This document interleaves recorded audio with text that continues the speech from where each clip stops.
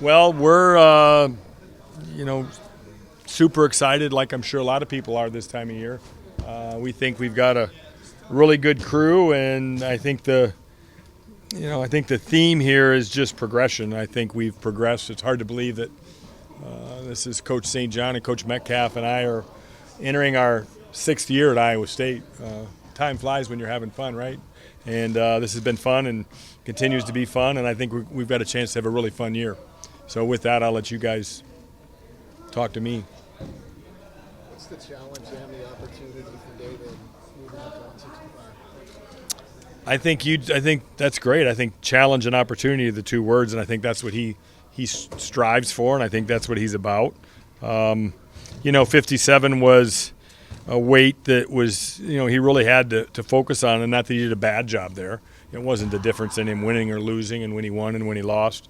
It was just work, and, I think with David's personality, and you know what, just to be quite honest, is when you have that kind of skill, you have the luxury of picking whatever weight you want.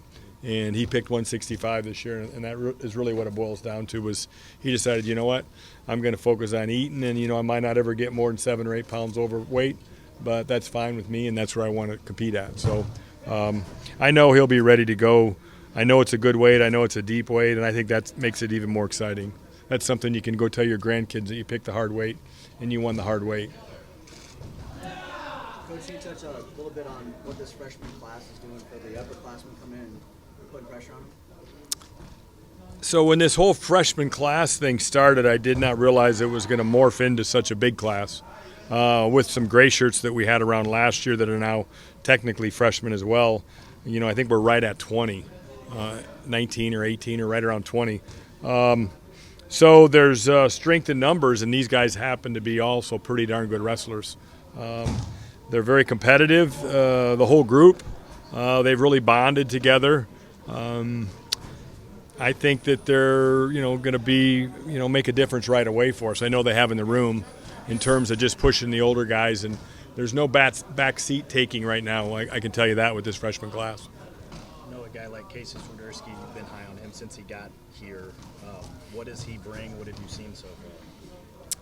Casey's just a competitor, and, he's kind of that savage dude you like to have in your room. I always tell everybody he's a little savage, and if you pick Casey, you better be ready to go. And he's going to be an exciting guy for Iowa State fans to follow over the next 5 years. He's just it's really important to him, and he loves to compete. And when he gets dialed in, we saw it a couple times last year when he got those opportunities for those big national level matches. He did a great job. He's the one listed in the starting lineup right now. Who are some other freshmen that have impressed you so far in the early going? Well, we've got a lot of guys that have done a good job. I hate mentioning names. I mean, we've got Rojas and Gaitan, and then the Frost brothers, and Nando Villascuse, and gosh, I could keep going. The Perryman. We've got a bunch of guys that have really stepped up and done a good job for us in the freshman class. I probably forgot somebody, and they're mad at me, but I already gave them the disclaimer that if I don't mention your name, don't take it personal. Blame it on my age or something. What's the next step for Younger? I think the next step for Younger is just continuing to get better folk style wrestling. I mean, I think that's the beauty of Younger, is he really likes to learn, and he's really taken it upon himself to try to ride now. He's even been trying to pin guys. Obviously, we have to continue to evolve in the bottom and be ready to pick bottom every time this year. And I think the other thing that is just learning how to wrestle a 7-minute folk style match is a big difference in wrestling a freestyle match. Just the difference of all the wear and tear on the mat when you come over and you've never learned it is the thing that he continues to evolve at either. But that dude's a competitor too, and I just think you got to be a strong competitor to get it done anymore at this level. You can be talented, you can be good, but if you're not a competitor, and he's a competitor. Have you seen guys like Terakina, Skylar, Ramazan really respond after how they ended their season last year? I think there's going to be some guys that we're familiar with name-wise that are getting ready to step up, though.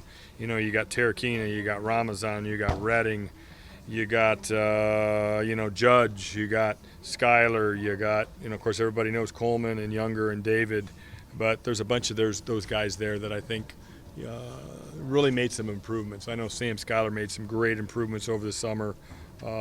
Really excited to see him compete. What are some of those improvements that he made? What did you see from him?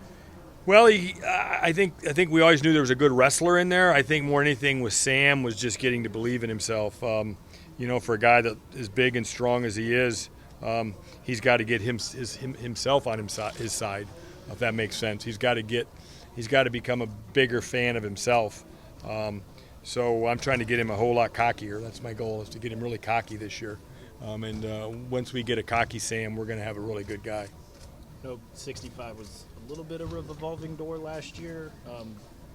This year with David there, 57 could potentially be that weight, or who do you expect to make it? I tell you what, we've got a lot of guys right now at 57 that are obviously going to 57 that are really looking good in the room. I mean, we've got, Judge obviously is probably the slight favorite, but, we got a transfer in last year from Campbell.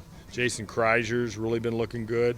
We got this kid that transferred in, Huddleston, from a small college in Missouri that's really, I feel, improved a lot. We got the Stotts kid from Des Moines that's always been in there. So 57 wrestle-off's going to be a doozy.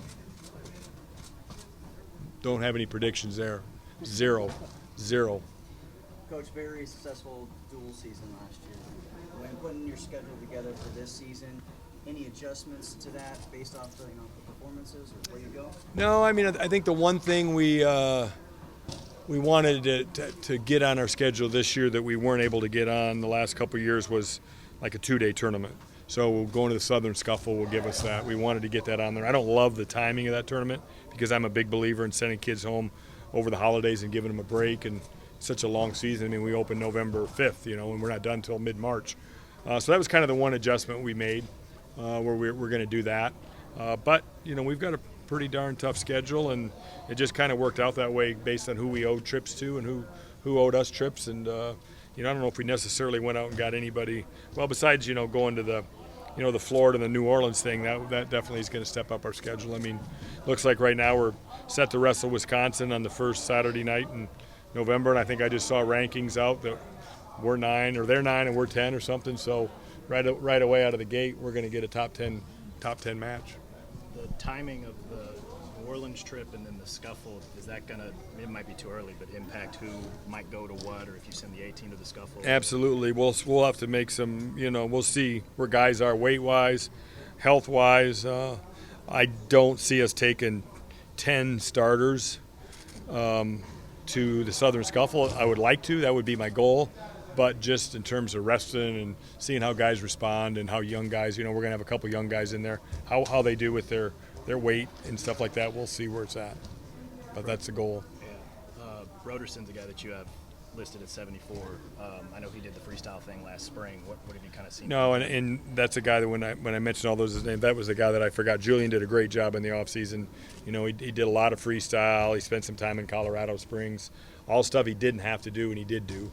So 74 is going to be very competitive. Joel Devine is coming off of a knee surgery, and he's going to be cleared to start wrestling here in about 2 weeks. So we'll probably hold him out of the first wrestle-off, but he'll be in contention for that weight really soon as well. By the time we get to, December, he'll be back, full steam ahead. So knock on wood, we're really healthy. He's like the last guy we kind of got to get back in there.